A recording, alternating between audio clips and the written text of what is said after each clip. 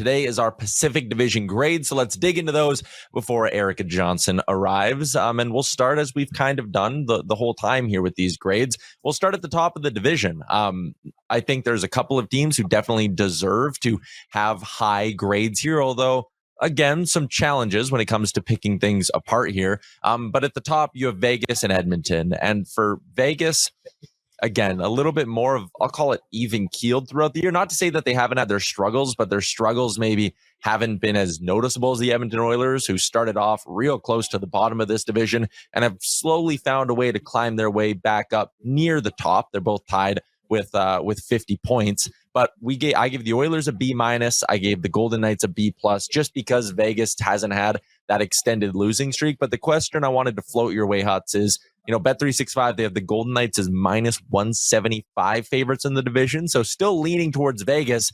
Do you think the Golden Knights are the best team in this division?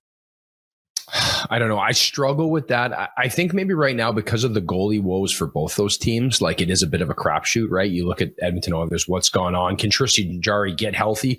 Can Aiden Hill, get healthy and be the guy? So I think that is concerning. But when I do look at Vegas, they look like more of the complete team right now.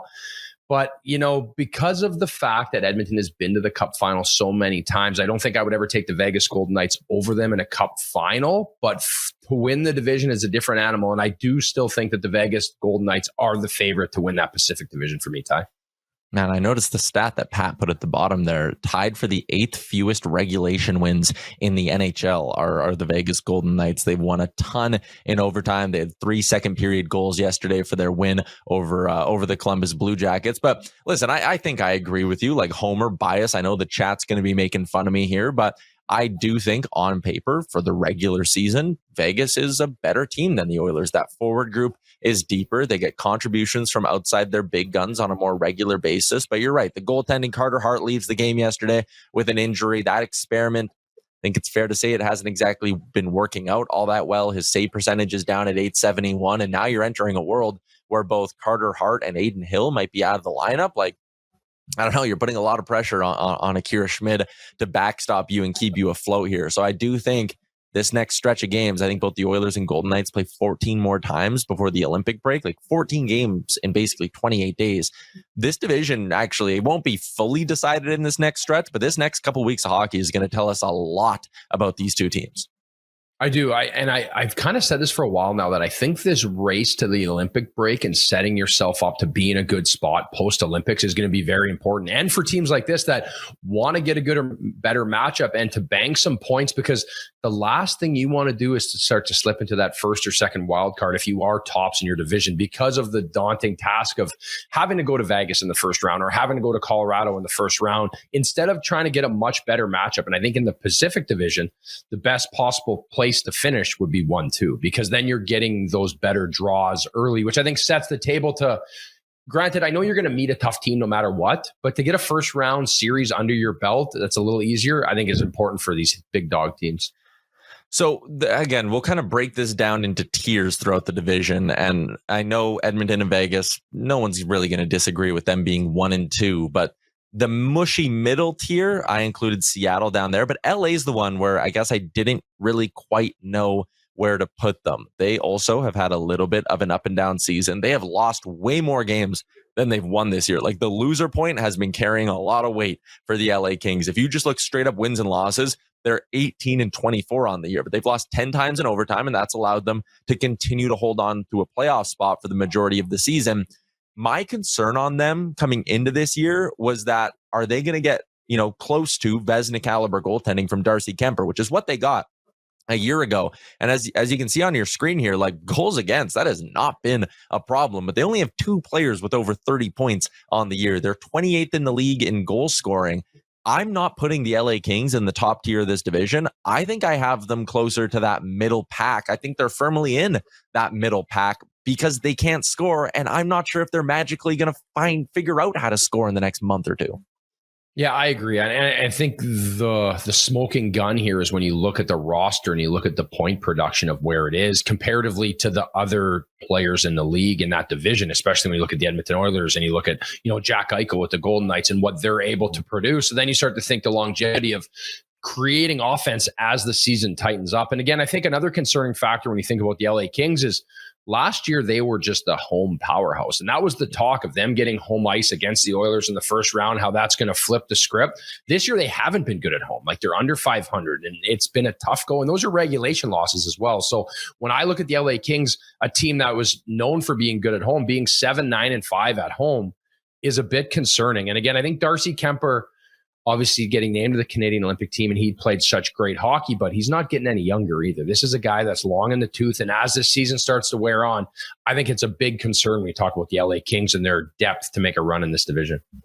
So you can see the grades up on your screen. Again, this is graded relative to expectations coming into the year. So we had Edmonton and LA both with a B minus, just because I think the first half of the season is a touch disappointing for each of them, but Edmonton, again, tied for top spot in the division with Vegas this morning. LA's in a playoff spot. Like, it's far from panic mode for either of those two. Vegas, things have been pretty solid there. Mitch Marner's looking like he fits in. The two teams we gave A grades to, though, well, one of them aren't even in the playoffs, and that's the Anaheim Ducks. But Anaheim gets an A minus, and San Jose gets an A minus as well. Anaheim, a team that a lot of people were thinking would take a bit of a step forward this year. San Jose may be arriving a year ahead of schedule thanks to Macklin Celebrini. But the fact that Macklin Celebrini has established himself as like a cornerstone, true superstar, elite, whatever buzzword you want to throw in front of him, he is legit. And there are no concerns about the kind of player he's going to be going forward. You can build a franchise around Macklin Celebrini.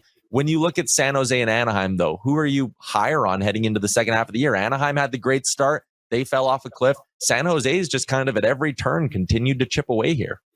So I definitely think that Anaheim is more ready in that sense, and San Jose's been a great story, right? Macklin Celebrini, where they're at. What I do like is the fact they go out and get Laurent Brossoit, another goalie to come there and help out and add some depth to kind of, I guess, maybe protect Askarov and see if there's any tread left on the tire in that sense. But for Macklin Celebrini, I think, again, this isn't a rush. And again, I think San Jose, it was funny because when we looked at Chicago and we looked at San Jose last year, Chicago took so much heat all the time. And San Jose was losing just nonstop, but we kind of liked them because it's like a feel-good story.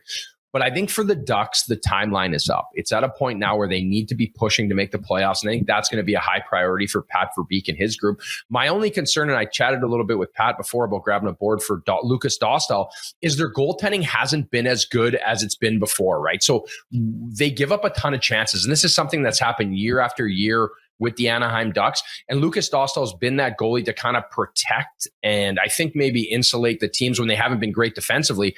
But this is concerning when I look at this team. They have a team save percentage of .880, right? Mrazek's played 10 games. Ville Husso's come up and played 10. But their guy who's supposed to be the next big thing hasn't really got it done this year. And again, I think that needs to flip the script a bit in the second half. And again, they still get an A because expectations, right? Start of the season. But as of late, it hasn't been as good. So I think that's going to be priority number one, is how they defend and the goaltending that they're getting, Ty. There's way more pressure on the Anaheim Ducks to get it together in the second half of the season and make the playoffs than there is on the San Jose Sharks.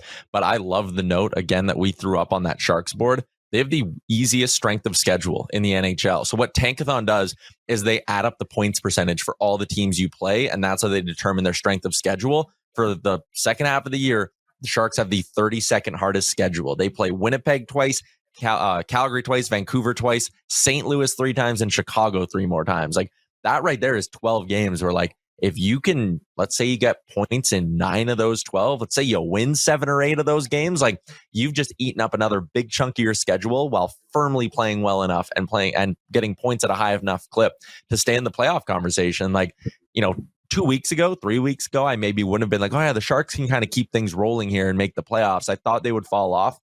I actually think I might buy on the San Jose Sharks before I buy on the Anaheim Ducks, but still been a good first half of the season for each of those clubs. And they've both given themselves an authentic shot at being a playoff team, which both fan bases absolutely would have taken before the season. There's another team who's kind of in a similar spot as the LA Kings. It's funny that we waited until now to bring up the Seattle Kraken, considering points percentage wise, they're actually ahead of the Edmonton Oilers. We gave them a B grade, but the reason I'm hesitant, points in 10 straight, by the way, for the Seattle Kraken, 8-0-2 in their last 10. The reason I'm hesitant is almost the same reason I was hesitant to like heap praise on the Preds and Blues yesterday, Huts, because it's like, okay, yes, it's great, Seattle, that you're looking good and you're in the playoff conversation. Lane Lambert seems to be working, all that stuff. But big picture wise, like, are you good enough to beat both the Oilers and Golden Knights in playoff series and go on a run? Like, not a shot. So, like, what are we doing here? Why are we, praising the mediocrity? Like, they're going to slow down at some point. They might be a wild card team, and they're probably just going to lose in the first round. Like, I don't think there's a scenario where we come out of this season more confident in the long-term future in the Seattle Kraken. No, again, and then the same point we made about the LA Kings, you're talking about two guys over 30 points in their roster. Seattle doesn't have a single player over 30 points. You have Jordan Eberle leading your team in points with 28 and 41 games. So it is concerning in that sense. And then, like, where does the future lie, right? I think this is a topic that happens a lot with Seattle when you look at, obviously, Matty Beniers on the Shane Wright. Like, where's that, like, superstar? Where's that guy? Like, they don't really have it. So again, if you're in that middle and you get there, what has been great this year is, again, maybe Philip Grubauer becomes like an expendable piece that they can move out, because he has reemerged, in 15 games with a 925 save percentage. He's played very well. In a lot of those games, he has been under siege and he's played great. Joey Decord is their guy, but they kind of have that three-headed monster. Matt Murray played a few games. So I think there is plus side of that, of their goaltending depth.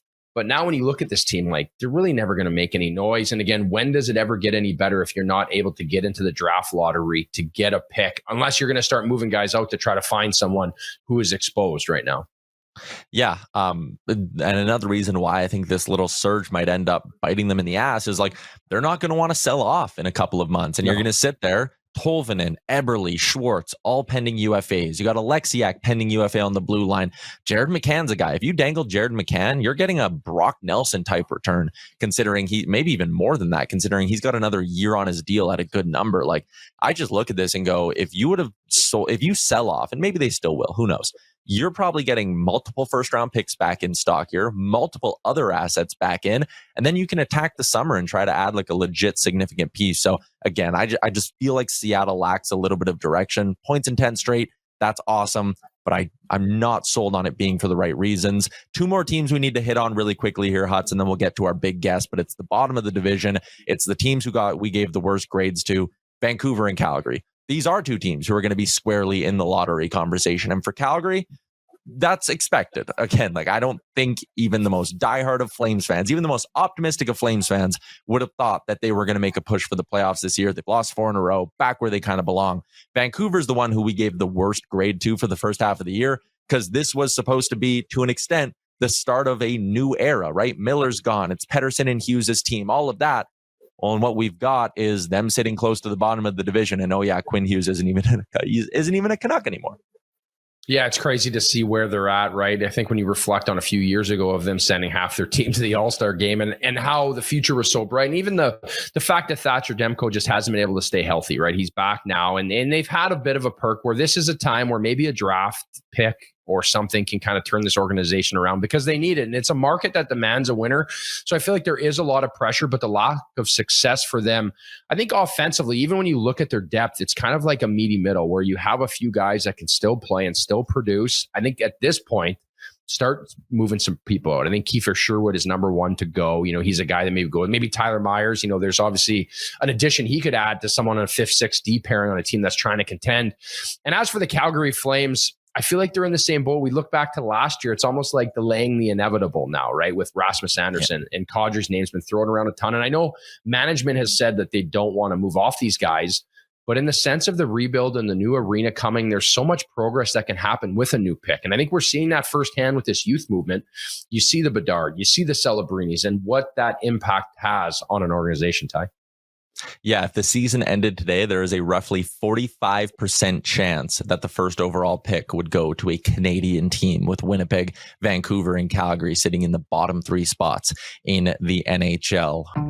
Hey, hockey fans, if you enjoyed that video, then make sure you hit the subscribe button right here on the Daily Faceoff YouTube. We have you covered for everything you need. Exclusive interviews on The Sheet with Jeff Merrick, all the latest hockey news on Daily Faceoff Live, and you can always get your morning started with Johnny Lazarus and Colby Cohn on Morning Cup of Hockey. Don't miss a minute. Hit that subscribe button.